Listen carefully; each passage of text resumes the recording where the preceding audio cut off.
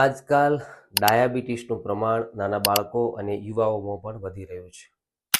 અત્યારે મોટાભાગના લોકો એવું માને છે કે હું તો ગળ્યું ખાતો જ નથી, તો મને તો કોઈ હિસાબે ડાયાબિટીસ થશે જ નહીં. પરંતુ જો ફેમિલીમાં કોઈને ડાયાબિટીસ હોય અને ભલે તમે ગળ્યું ના ખાતા હોય અને સ્વસ્થ જીવનશૈલીથી જીવતા હોય તો પણ ડાયાબિટીસ થઈ શકે છે. ગુજરાતની જો વાત કરીએ તો અત્યારે જે યુવાનોની જીવનશૈલી છે તે ડાયાબિટીસ માટે જવાબદાર છે. અને મને કોઈ ડાયાબિટીસના લક્ષણો નથી, એટલે કે દવાની કોઈ જરૂર નથી. આ અજાણતાનું સૌથી મોટું કારણ જાગૃતિનો અભાવ છે. કારણ કે આપણે યોગ્ય સમયે ટેસ્ટ કરાવતા નથી, પરંતુ ડાયાબિટીસ સાયલેન્ટ કિલર છે.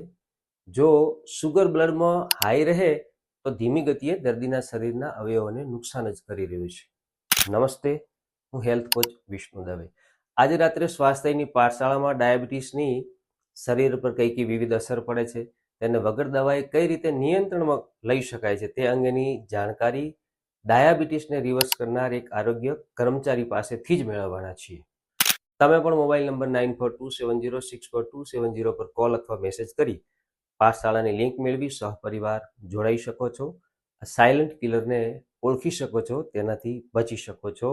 તમારા આરોગ્યનું ધ્યાન તમે રાખી શકો છો.